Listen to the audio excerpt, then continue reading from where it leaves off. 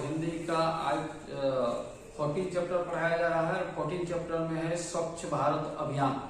बच्चों, आप जैसा सबको जानते हैं कि स्वच्छ भारत अभियान जो है सो हमारे माननीय प्रधानमंत्री नरेंद्र मोदी ने 2 अक्टूबर 2014 को शुरू किया था और नई दिल्ली से इसका शुरुआत किया था। तो स्वच्छ भारत अभियान के तहत जो है पूरा भारत को स्वच्छ बनाना है, साफ बनाना है। अपने इर्द गिर्द, अपने स्कूल कॉलेज से लेकर के घर द्वार से लेकर के सड़क सारा चीज को स्वच्छ रखना है। जैसा कि कहा गया है यहाँ पर कि जहाँ स्वच्छता होती है वहाँ ईश्वर का निवास होता है। जहाँ पर स्वच्छता होती है यानी साफ सुथरा होता है वहाँ पर ईश्वर का निवास होता है।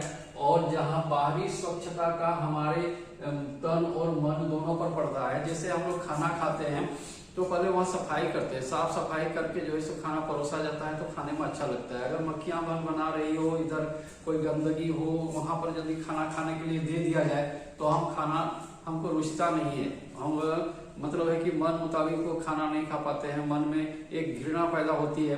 तो इस प्रकार से ये स्वच्छता जो है सो स्वच्छता हमारे मन को भी और तन को भी स्वच्छ करने की कोशिश करता है, इसलिए हमको स्वच्छ रहना जरूरी है। और दूसरा है कि शरीर को स्वच्छ रखने में स्वच्छता की अहम भूमिका है। स्वच्छ वातावरण का प्रभाव हमारे तन मन दोनों पर पड़ता है।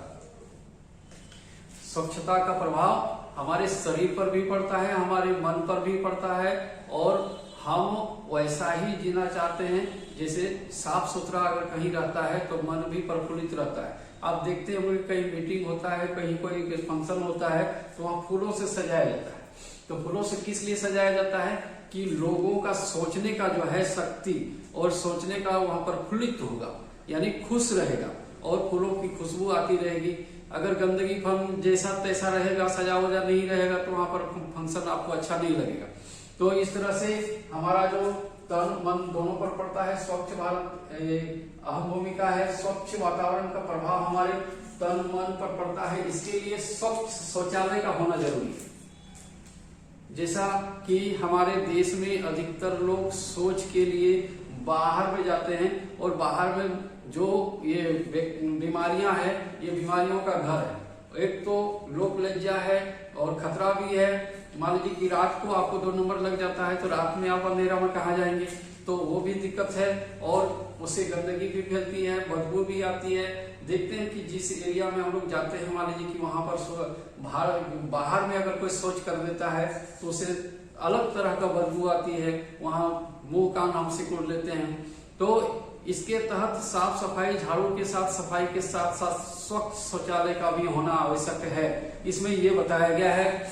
और स्वच्छ भारत अभियान की शुरुआत 2 अक्टूबर 2014 में प्रधानमंत्री श्री नरेंद्र मोदी ने राजघाट नई दिल्ली। अब देखिए राजघाट कहाँ है। राजघाट है आपको जहां पर महात्मा गांधी को दफनाया गया है। नई दिल्ली में एक राजघाट शमशान है जहां पर महात्मा गांधी को दफनाया गया है, वहीं से इसका शुरुआत किया।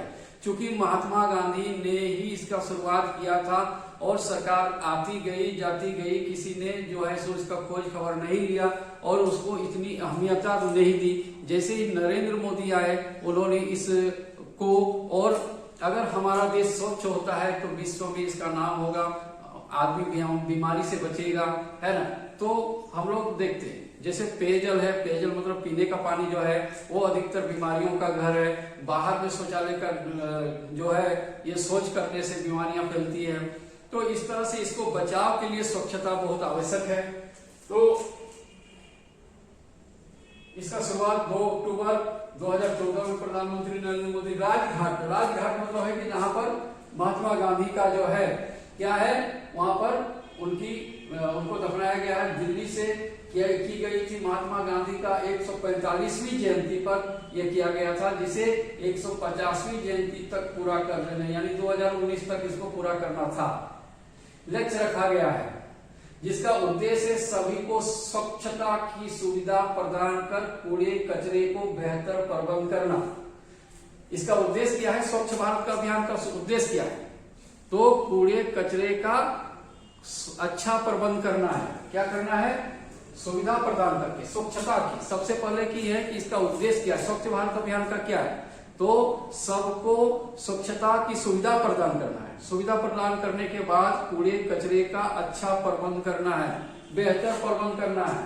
तो इससे क्या होगा कि जैसे आप देखते हैं कि मान लीजिए कि आप स्कूल में आते हैं तो डस्टबिन रखा हुआ है, जहाँ कूड़ा कचरा है उसको हम डाल देते हैं। घर में भी देखते हैं कि हमारी माताएं बहनें जो साफ सुथरा करती है वो डस्टबिन में या तो टोकरी में डाल करके कहीं दूर में जाकर कचरा को फेंक देती है, सामने कचरा नहीं रहने देता है।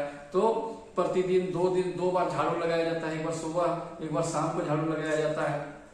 उसके बाद विशेष अवसर पर जो है सो घर को फर्श को पूरा धोया जाता है, साफ सफाई प्रतिदिन किया जाता है। आप प्रतिदिन अपने घर में देखते हैं कि आपकी मम्मी हो या आपकी बहन हो या आपकी आप दादी हो, आपकी नानी, जो भी हो वो साफ सफाई करती है। कुछ लोग अपने भी साफ अगल बगल में साफ करते हैं। अगर कोई कूड़ा कचरा हो जाता है तो उसको हम जला भी देते हैं। इससे क्या होता है कि साफ हो जाता है। और इसको जिसका उद्देश्य था सभी को स्वच्छता की सुविधा प्रदान कर कूड़े कचरे का प्रबंध करना।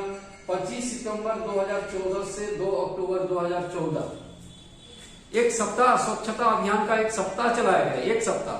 तो 25 सितंबर से 2 अक्टूबर तक का जो समय था 2014 का, इसको एक सप्ताह स्वच्छता अभियान का एक सप्ताह चलाया गया। इस सप्ताह पूरा भारत में जो है इसको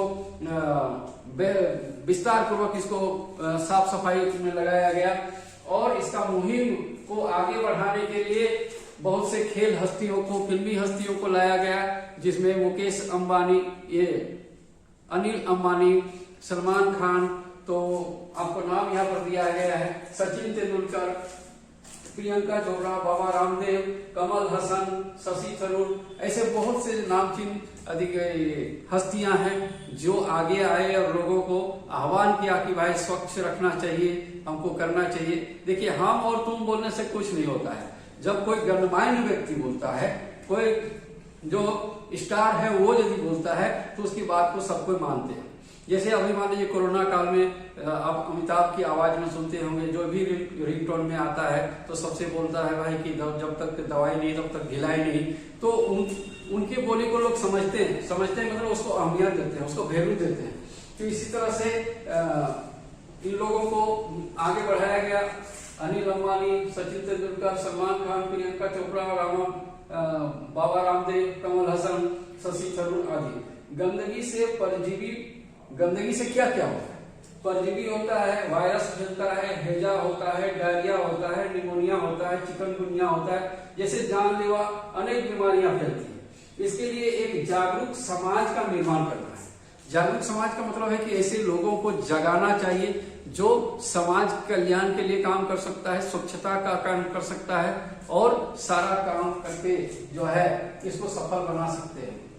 तो हम भी प्रण लेते हैं कि आज से हम अपने आसपास को साफ सुथरा रखेंगे, अपने स्कूल को साफ सुथरा रखेंगे, अपने कपड़े को साफ रखेंगे और बाहर में शौच नहीं करेंगे, शौचालय की व्यवस्था करेंगे। और बाहर में शौच करने से ही सबसे ज्यादा बीमारियां फैलती है, प्रदूषित जल पीने से ज्यादा बीमारियां फैलती है। तो इन सब को ध्यान में रखते हुए कपड़ा से लेकर के तन मन शरीर और स्वच्छता को हम आत्मसात करके हम इस भारत को स्वच्छ बना सकते हैं और विश्व में अपना सर ऊंचा करके जो है जी सकते हैं। अगर हम स्वच्छ रहेंगे, देखते हैं कि अच्छे कपड़े जब पहनते हैं तो लोग आपको सम्मान करते हैं, अगर फटे पुराने और गंदगी कपड़े पहनते हैं तो आपको लोग अहमियत नहीं देते हैं, वैल्यू नहीं देते हैं। इस तरह से पूरा भारत को अगर हम स्वच्छ रखते हैं तो विश्व में मेरा सर ऊंचा हो जाएगा, हमारा सम्मान बढ़ जाएगा। आज के लिए बस इतना ही, धन्यवाद। इस चैप्टर को मैं आपको मौखिक लिखा चुका हूं और इसका लिखित 1-2 दिन में आपको मैं भेज दूंगा। आज के लिए बस इतना ही, धन्यवाद। इस चैप्टर को पूरी तरह से आप पढ़ लेंगे तो और समझ में आ जाएगा। धन्यवाद।